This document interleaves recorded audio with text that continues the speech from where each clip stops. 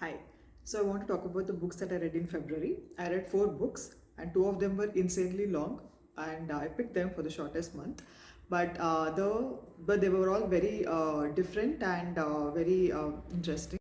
So the audiobook I listened to is called the Project Hail Mary. I could listen to only one book.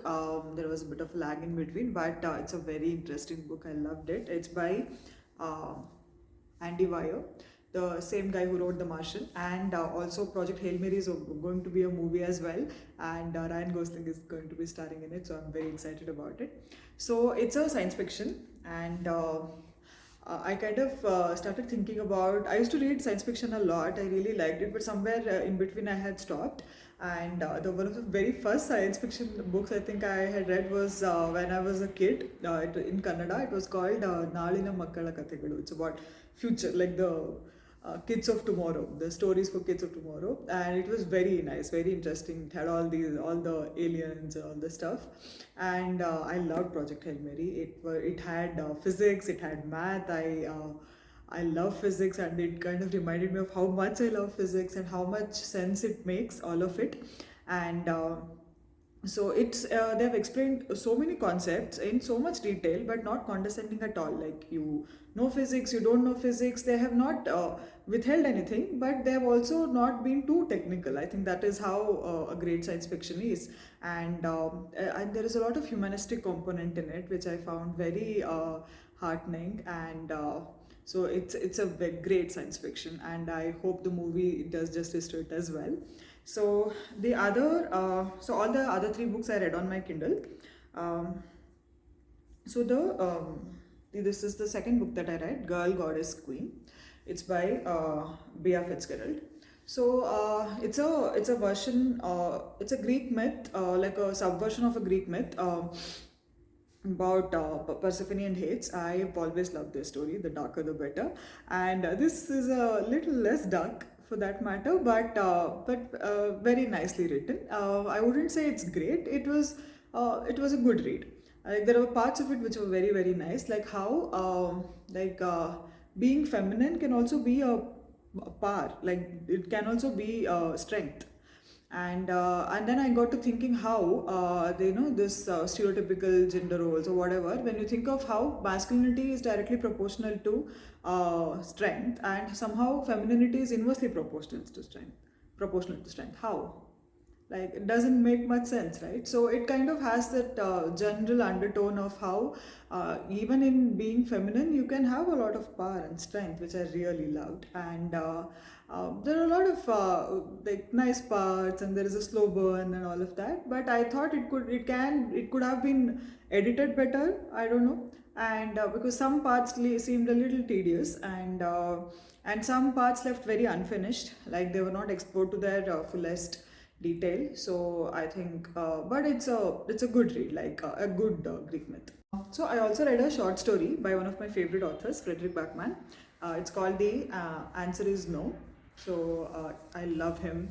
If you have not read A Man Called Ove or Anxious People, oh my God, the very nice books, very. It's his writing style is like, it was so random, so unexpected, but so relatable and so full of warmth and full of kind of healing. So a very very good writer. So the short story was also amazing. It's a very short read. You can like finish it very fast, and again it's about like a normal happenings of a day or a span of days, and how that has so much meaning and so many different perspectives. It makes you think so much. So I won't give many spoilers, but it's very good. Like, for somebody who likes kind of an irreverent writing style, and looking at things, looking at everyday things in a very different perspective, and conveying a lot of things through that. It reminded me kind of this other novel, which is again my favorite, Eleanor Oliphant is Perfectly Fine. It's so completely fine. Sorry. It's so good. Like, I love that book, and again, it's like, probably a little odd person, you could say, and how their life unfolds. Why are they the way that they are, and very like how what is their take on life and the everyday happenings. Oh, very good. Like, give it a read. And the last book I read So I have made a pact that I'll read one Indian author written book every month. So this month I picked Once Upon a Curfew by Srishti Chaudhary. The cover is very pretty. So it's set in the curfew they're talking about is the emergency in the 1970s. So it is in I think 1975, give or take 2 years.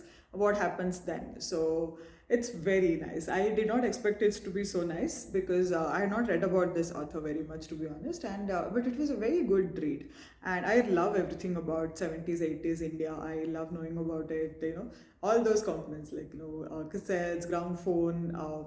Ambassador cars, inland letters, all of it. I have some fascination towards it. So it's very nicely written, a simple story, and there is a love story also, which is okay, like not that great. But what I really liked was it made me think so much about so many other things. I did not expect it to have so much depth, like for an emergency for that matter. So you hear so many perspectives, you hear people's lived experiences, and also explanations about why it happened or how did it happen, all of that. But it made me really think about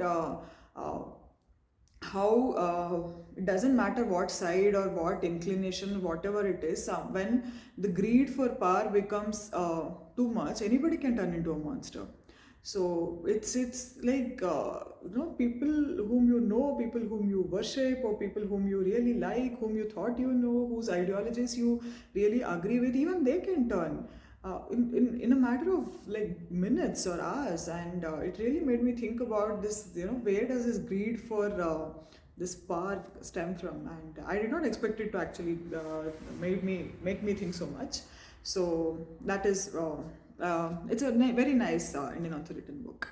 So that's about the books I read in February, and because I read three of them on my Kindle and one on audiobook, I'm having a lot of craving to read, hold a paperback in my hand and read. So this month I've lined up a lot of paperbacks. So let's see how March goes.